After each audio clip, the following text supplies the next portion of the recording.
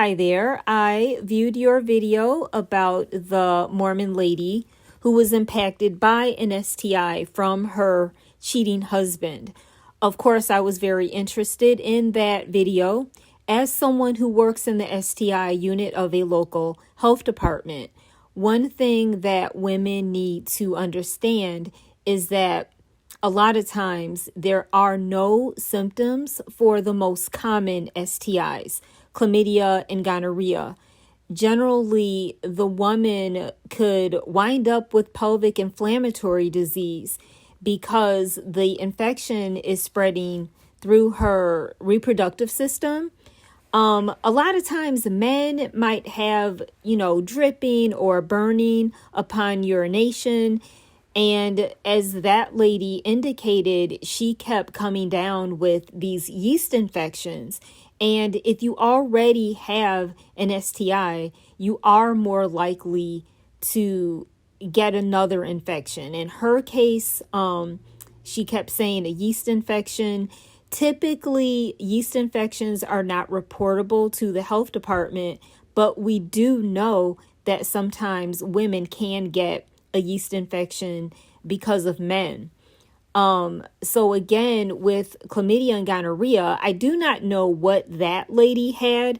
Possibly gonorrhea. I don't think she said what she had, but the fact that she mentioned she had a shot, that could be Rocephin, which treats gonorrhea, or possibly syphilis. Now, syphilis is a very serious STI in that a lot of times people are not aware of the symptoms.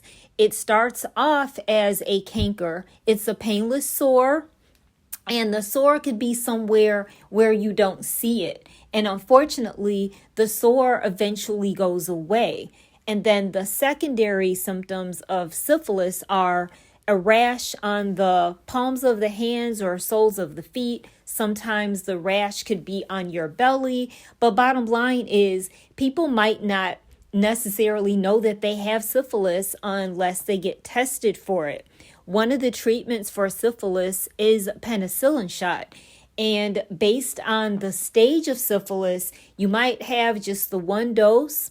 Or if they're not sure what your stage is, or if they think you are a latent stage, you would have to get that shot once a week for 3 weeks. If you miss one of your scheduled shots, you have to do all those shots all over again. But bottom line is, the purpose of my voice clip is to say it's highly recommended that women get STI testing at least once a year.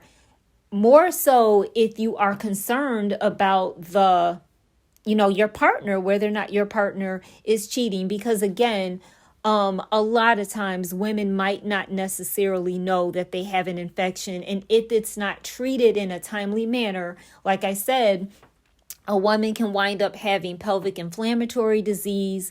You can eventually have problems with fertility because untreated STI infection could lead to scarring in the fallopian tubes. And that, could hinder a pregnancy if you wanted to get pregnant.